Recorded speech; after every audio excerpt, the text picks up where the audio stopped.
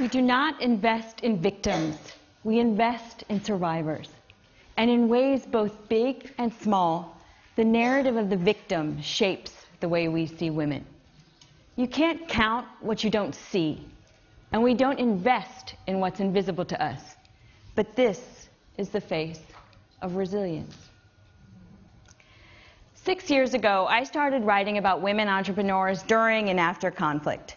I set out to write a compelling economic story, one that had great characters that no one else was telling, and one that I thought mattered. And that turned out to be women. I had left ABC News and a career I loved at the age of 30 for business school, a path I knew almost nothing about. None of the women I had grown up with in Maryland had graduated from college, let alone considered business school. But they had hustled to feed their kids and pay their rent. And I saw from a young age that having a decent job and earning a good living made the biggest difference for families who were struggling. So if you're going to talk about jobs, then you have to talk about entrepreneurs. And if you're talking about entrepreneurs in conflict and post-conflict settings, then you must talk about women, because they are the population you have left. Rwanda, in the immediate aftermath of the genocide, was 77% female. I want to introduce you to some of those entrepreneurs I've met and share with you some of what they've taught me over the years.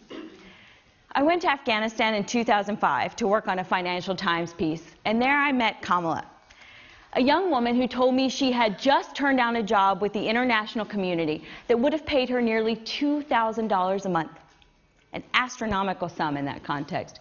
And she had turned it down, she said, because she was going to start her next business, an entrepreneurship consultancy that would teach business skills to men and women all around Afghanistan. Business, she said, was critical to her country's future, because long after this round of internationals left, business would help keep her country peaceful and secure. And she said business was even more important for women, because earning an income earned respect, and money was power for women. So I was amazed. I mean, here was a girl who had never lived in peacetime, who somehow had come to sound like a candidate from The Apprentice. So I asked her, how in the world do you know this much about business? Why are you so passionate? She said, oh, Gayle, this is actually my third business. My first business was a dressmaking business I started under the Taliban, and that was actually an excellent business because we provided jobs for women all around our neighborhood. And that's really how I became an entrepreneur. Think about this. Here were girls who braved danger to become breadwinners during years in which they couldn't even be on their streets. And at a time of economic collapse, when people sold baby dolls and shoelaces and windows and doors just to survive.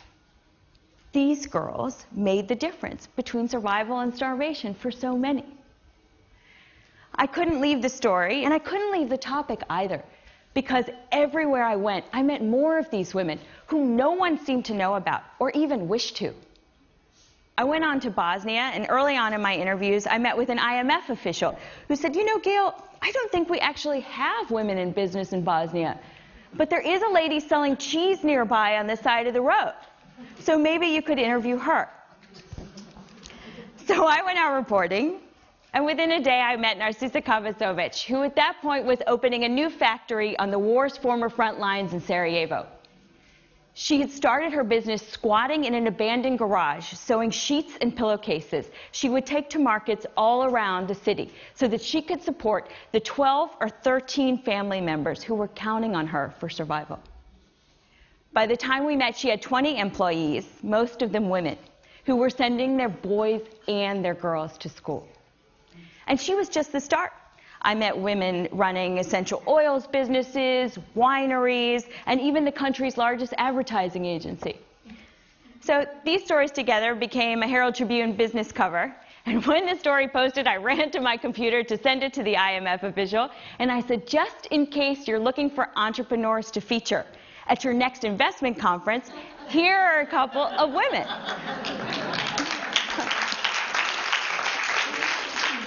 But think about this. The IMF official is hardly the only person to automatically file women under micro. The biases, whether intentional or otherwise, are pervasive, and so are the misleading mental images. If you see the word microfinance, what comes to mind? Most people say women.